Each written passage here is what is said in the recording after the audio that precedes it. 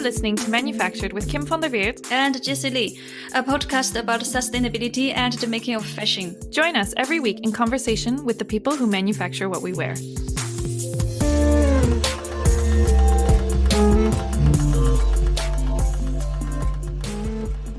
This week, we have the good fortune of continuing our conversation with Ariel Muller and Martin Su about their collaboration on Circularity Asia, a project exploring what it would take for manufacturers to take the lead on circularity.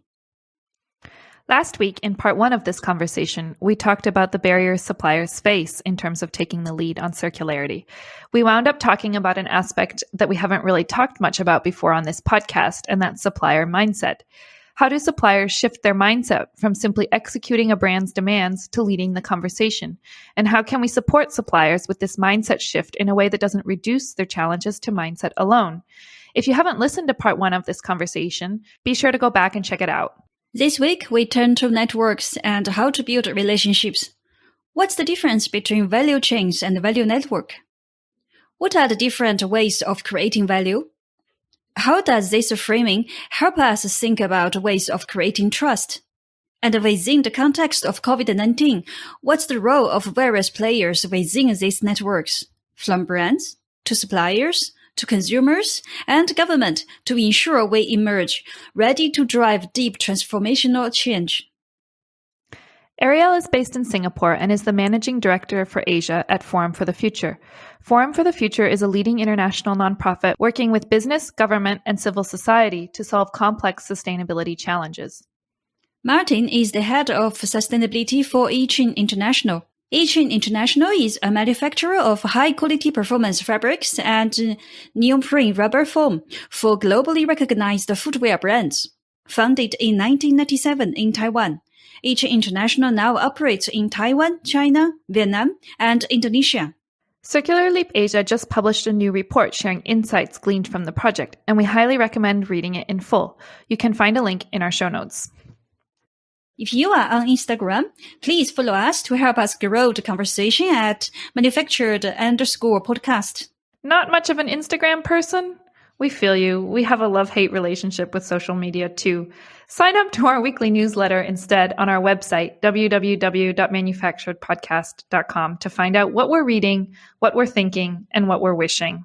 If you'd like to support us financially, you can make a Patreon donation via our homepage. And finally, don't forget to leave us a rating on iTunes and hit subscribe.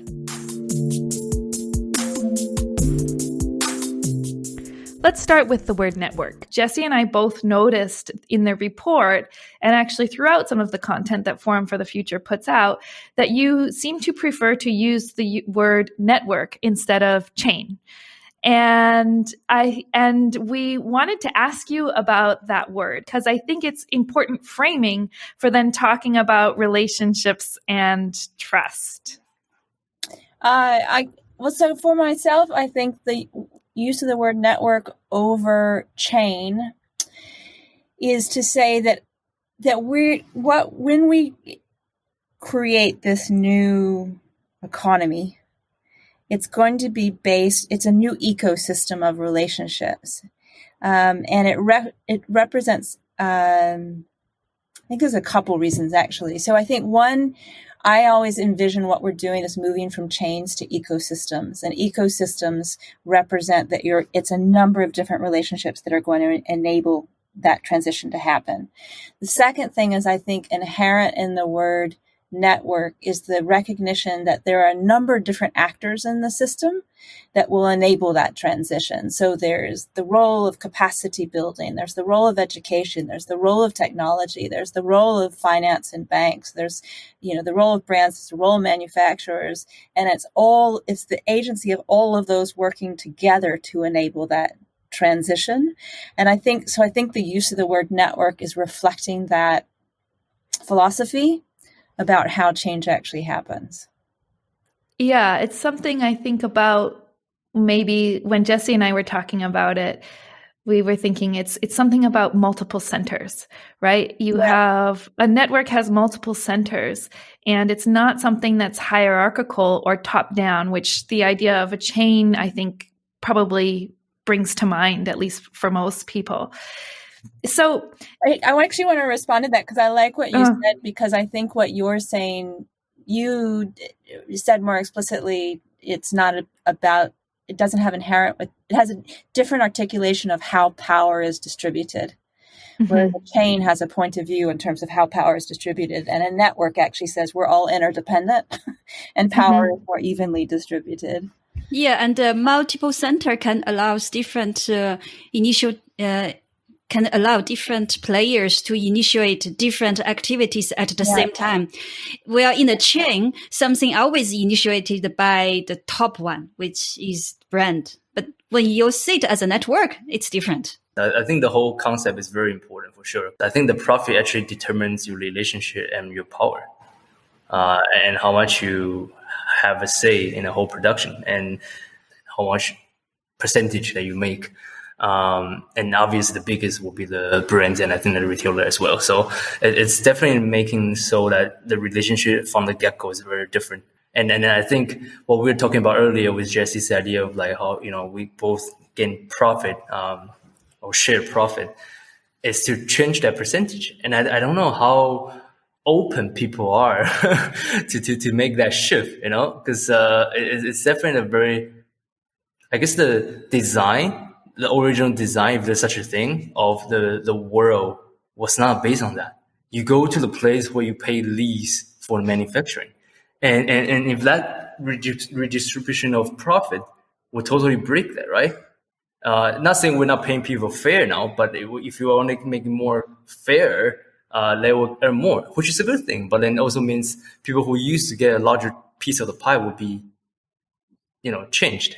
I was going to build on that because when you guys were talking earlier, I was thinking, well, actually, when we talk about what are the business models that enable a circular economy or what are circular business models, people always think, you're changing the loop, or you're building a loop, sorry. And actually, circular business models are you're distributing value more evenly across the network or the supply chain, however you want to say it. That's the business model that's going to enable circularity.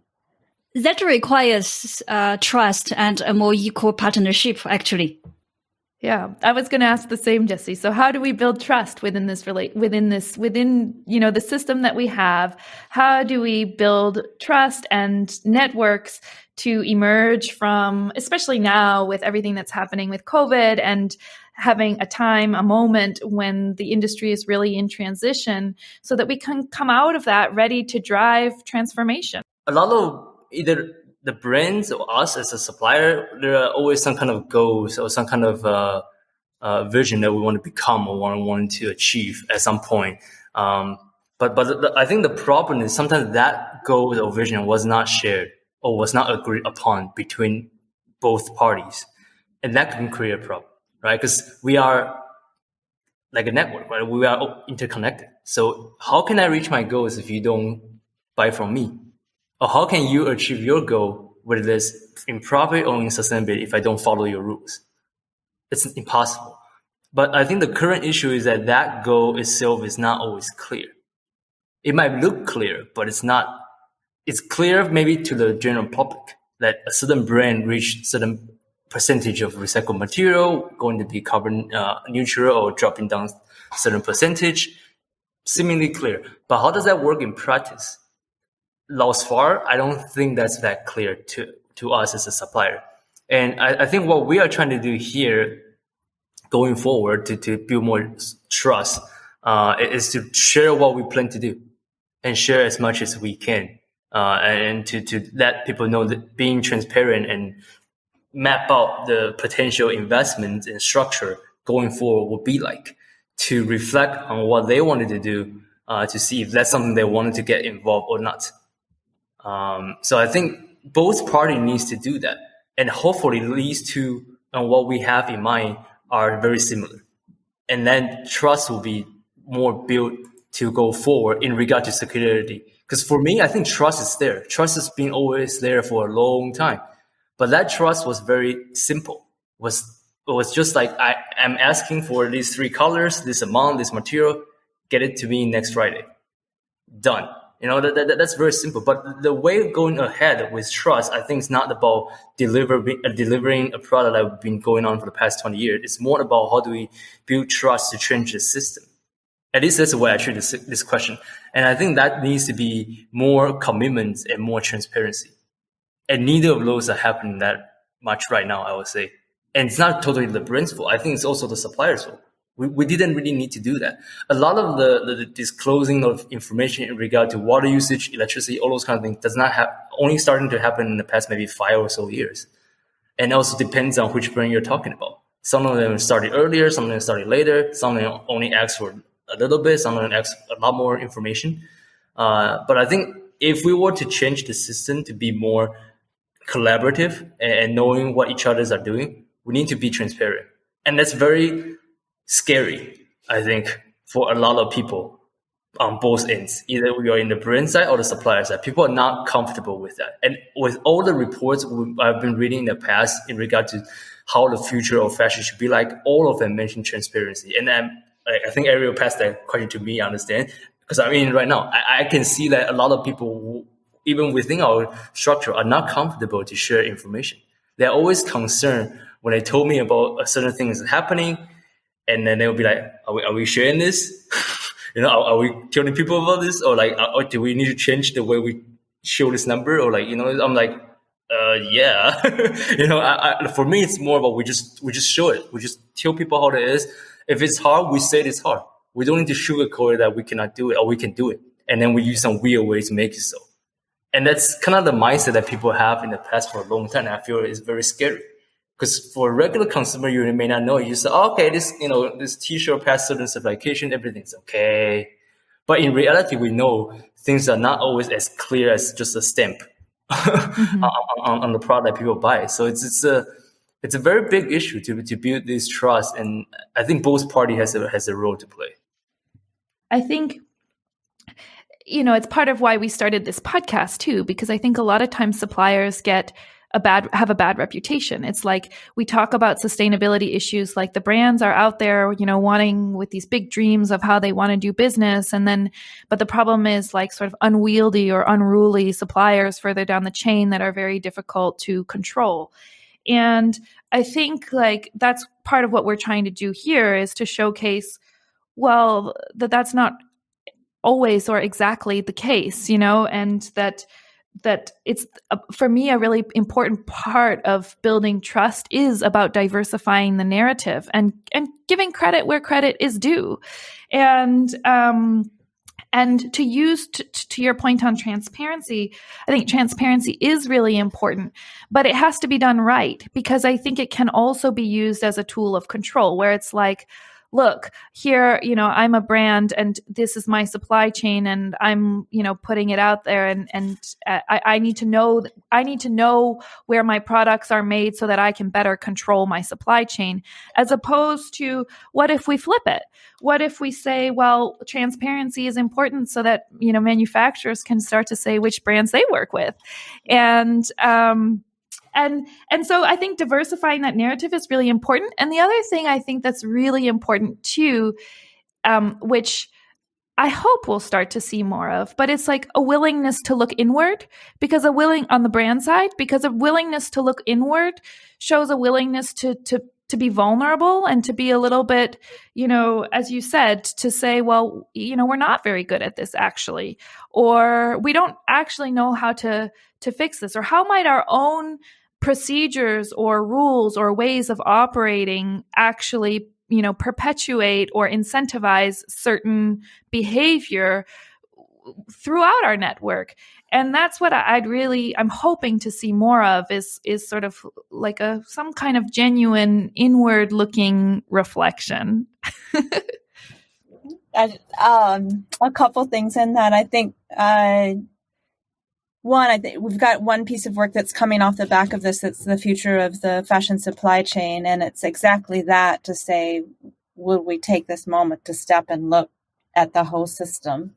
But I wanted to also kind of respond to your initial question, because in terms of how do we enable trust? And I think something that gets underestimated, but I can also speak to the value of the podcast, is making the time for a new type of conversation. And that's actually quite a significant barrier sometimes of just even making the time to have a different type of conversation. And I think, when we first started Circular Leap Asia, it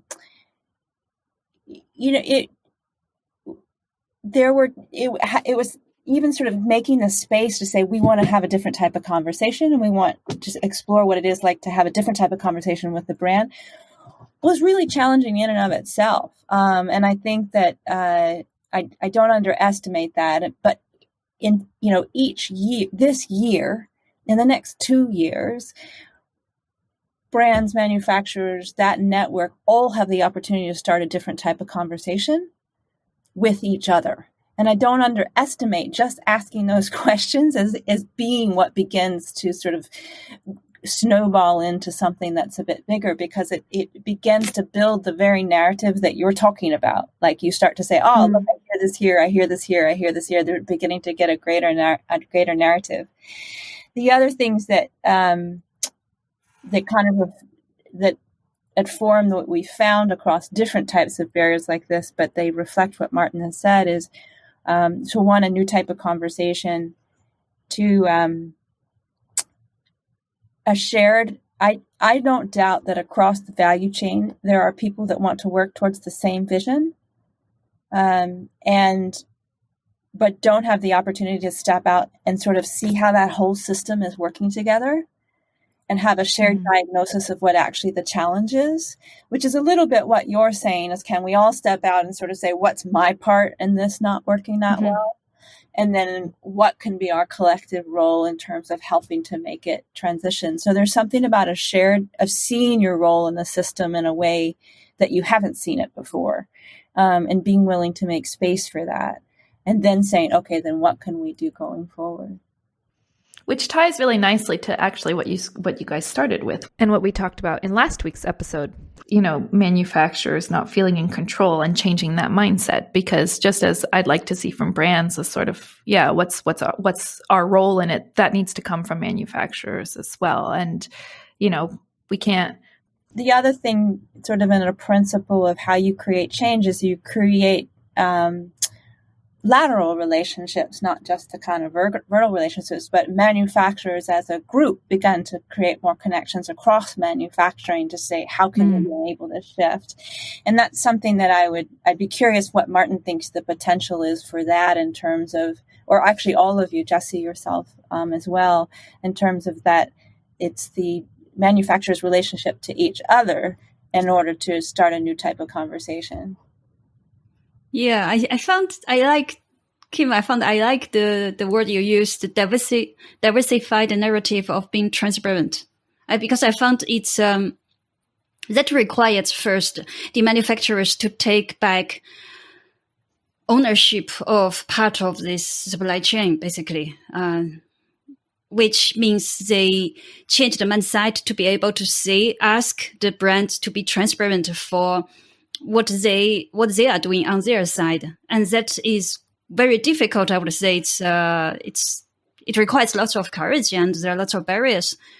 And I'm also thinking what you said just now, being transparent doesn't mean between brands and manufacturers, also between manufacturers and manufacturers. Also, it requires trust and partnership and a certain level of transparency.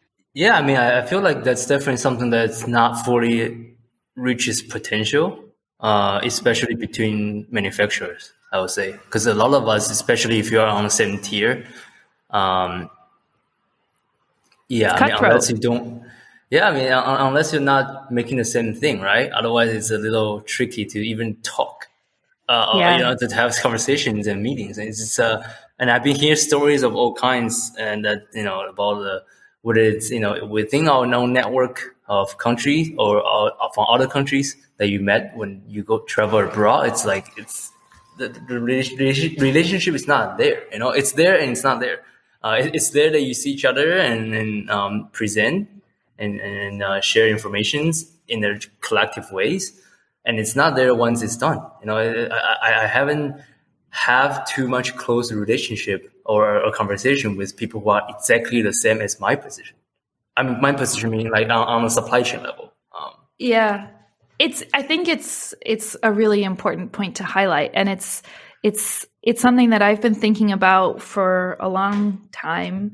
When I first left my job as a factory manager, that was actually what I kind of had in my head, was like, well, the only way to really disrupt the power dynamics across the supply chain as they exist today is some sort of, I don't know if collective action or is the right word because it's a loaded word, but collective voice is what's needed across manufacturers. That's really the only thing that really, I think, has the power to be disruptive. And Jesse and I have been thinking about, like, well, what's our role in that? And one of the initiatives we just recently launched is called Loose Threads. And it's going to be a set of mini episodes of anonymous questions and answers. So if you are interested in sustainability, doesn't matter who you are, whether you're a brand, a consumer, or whatever, you can submit your questions to us anonymously. And then we've kind of fielded them out to our contacts within the supply chain and give them a chance to answer anonymously as well. But the way that we're actually going about, and then we read out the Q&A in these short mini episodes. One of the ways that we're doing that, and we're just kind of like feeling it out, we've created actually an online community for suppliers to field these questions. And it's totally anonymous. So nobody can see your IP address. No one can see your phone number, your email. It's up to you what your username is and how much you want to reveal about yourself. And then we throw out these questions that we get in. And it's really interesting to see then, like, because we didn't just want to have it like coming one way, like, we put out questions and the responses come to us. We wanted to see how people, especially suppliers, like interacted with one another and discuss this. And we wanted to create a safe space for that. And so we're starting kind of, let's say, modestly with just this Loose Threads project. But our hope really is that it will spark some of, some bigger conversations amongst suppliers. So in that model, anonymity created trust. Yeah. Mm-hmm. Yeah. Yeah. It's more like an experiment of how you cultivate trust in a highly competitive environment. Mm-hmm. Yeah. mhm. How can you do that? It's just an experiment. So at the very beginning, we'll see. So we've talked a lot indirectly about the roles of different players within this whole fashion, sustainability, circularity landscape. Is there anything that you guys want to add specifically about the role of brands, retailers, manufacturers, policymakers, investors, NGOs in driving this innovation? I mean, the only piece that feels like the magical piece at the end for me is the consumer is still creating that paradigm shift. And I don't know, because ultimately we have to get to some place where it's not about growth all the time, and it's not about selling everything all the time. And I don't know how to. It's still a question I'm asking myself, how do we get that piece in. A favorite quote of mine from Circularity Asia interviews was an answer to a response to the question, how will the sector emerge from the impact of COVID-19? Well, he said, people only have 2 feet. How many shoes do we really need? And to me, it's speaking to what is the bigger kind of question that we have to answer is, do we need to stay in a system that's always about selling as many shoes as possible? Yeah, and what's each of our responsibility in terms of setting ourselves free from this model of scale and speed? And actually, I thought about it. It's crazy because, so I quote from the report directly. It said, analysis shows that the clearest path to profitability for a brand lies in improving scale and speed. We are setting expectations for their supply chain partners to maintain or drive down costs. I feel this word is really sparkling. It means all the brands in the market, even sustainable brands today, has this pressure of being profitable. They have this huge pressure. And it's not from themselves, but also from their investors, So I know it sounds so crazy to tell the brand to say, can you just order less, design less, produce less, but make something better and last longer. I know it sounds so crazy, but we don't have other choices, I guess, because this game is kind of at the end. So that's the expectation to the brands. Just switch. You have to switch because that's the ownership of brands in this supply chain to produce something last longer and better. And I think on that point, I would like to share another perspective on the question in regard to like what roles can people play. And I think it's on the other spectrum of what Ariel was talking about with consumers. It's the government. I think it's the policy. It's probably not a nice thing to say, but I think it's sometimes very dangerous in nowadays of time that we're leaving the fate of the world to the consumers. But so I think there might be a time for the government to step in to make some hard decisions. But I know we are also in the system of the world that the government are very heavily influenced by consumers or big corporations. So it's complicated, but I would just like to say that I think they also have a role to play. Then they can make some big shifts if they have some regulation to make some force for change of either the use of materials, a certain reach of certain goals in emissions, a reduction of use of water or waste disposal, all those kind of things. They can make a huge difference, and that will force in a way the brands to make change, and we will most likely to do that as well. So it's another thing that I think I don't think we talked too much today about, but I think it's also very important. So if anybody's listening in that sector, you got things to do. The policy part of things really, I think the policy can be very influential, and we're all kind of afraid of it, meaning that we're just going to, let us do what we do. Don't let the market decide. And it's been too long, I think. That's been the case, and it's not really helping us. Simultaneously, I think governments just exercised their ability to make very big, bold decisions during COVID and to find funds and to pass policies. And so hopefully that's a muscle as we enter into increasing impacts from climate change. Maybe there's a scenario where the government has found that muscle. When the inequality is so big, then sustainable brands, unfortunately, will become a game only for very few people. Then I expect NGOs and policymakers could focus on how to minimize the inequality. I think the problem right now, it's not sustainability is too expensive. It's not affordable. The problem right now in the world is pollution is too cheap. That's the case for me. I think that's the true issue. Like we never consider the air we pump out, the pollution water that we pour into the river and all those kinds of things for the past, I don't know, maybe 100 or more years.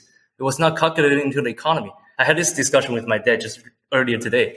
He's like, there's no such thing. I was like, of course there is. There are ways to calculate those into the factor of how much a tree values to generate benefit to the environment, to the ecosystem. But we don't really give about it. So it's more of how do we bring that back to the system to calculate and make that into the whole operation of life. And also adding on that, I think talking about not being affordable, I think that's when I mentioned earlier when the government should come in. The idea of something like a UBI, the universal basic income, should be implemented, that people have a safety net to have the basic needs. Like Ariel just was talking about a shoe, right? You don't need 16 pairs to live, right? So you only need one pair. So how can we build a system of a society that everybody at least to get, 2 pairs, how about that? 2 pairs of shoes as a basic, right? So you can change when you're washing the other pair or you return the other pair. So the idea is that there should be some safety net to support that. But I think every time when we talk about this topic about affordability and all that, I just feel like the whole issue comes down to because pollution is so cheap that we are able to generate all these things in the world in a ridiculously low price, and people just kind of consume it and throw it away. Unless we change that system and having some kind of cost, whether it's carbon tax or any other formats, to show the true impact of the whole manufacturing system, it's very hard. It's very hard to change that, and it shouldn't be like that. It shouldn't be like we cannot afford something that's good for us. And that's kind of linked to, I guess, the whole idea of human rights as well, right? If we want to have the rights to water, to air, to living, to life, they should be the basic. I'm not asking for 16 pair of shoes, but I need at least 2 pairs. And how can we build a system to have 2 pairs and that the people who are willing to pay to get the rest of the 14 pairs. That's okay if they're willing to pay for that. But the system itself should support us to have that 2 pairs. And that goes to the question of how can policy come in to create that structure? Because I'm not sure we can get it done by just free market. I'm trying, but I don't know if we can get there soon enough. Martin's really hit the nail on the head in terms of that it's the business model itself that's externalizing the cost of pollution. That if you can shift that paradigm, then you can begin to address the issues of inequality. I think I was also thinking of the UBI, Universal Basic Income, and one of the interesting things around, because inequality isn't just addressed by, you address inequality by being paid more, by having, access to a number of different factors. One of the interesting things about Universal Basic Income is that it represents a paradigm shift that people are not lifted out of poverty just through employment and then getting a better job and then getting a better job and then getting a better job, that actually that we could live in and design a system that actually says everyone has a right to a certain level of well-being that's not based on economic growth, but just that we provide that well-being, that's a given. So Universal Basic Income represents a paradigm shift on how you address poverty, because it's not just about getting another job. So it'll be interesting. And COVID introduced, a number of countries introduced Universal Basic Income as a adaptation measure coming out of COVID. And I don't know if that will begin to be the signal of a paradigm shift in terms of how we think about taking care of one another. I think that's the perfect optimistic note to land on today. That was really fun. Thank you for listening to Manufactured. To learn more about our guests and the issues we've chatted about today, sign up for our weekly newsletter on our website, www.manufacturedpodcast.com, or find us on Instagram at manufactured_podcast. We'd also love to hear your stories and what you think. Collecting with listeners is the most rewarding part of what we do, so please don't be shy. To be the first to find out about new episodes, subscribe on Apple Podcasts or wherever you get your podcasts. We'd also love it if you left us a review. Leaving a review helps other people find our show. And finally, if you'd like to support us financially, you can make a Patreon donation via our website homepage. Thanks for listening and see you next week.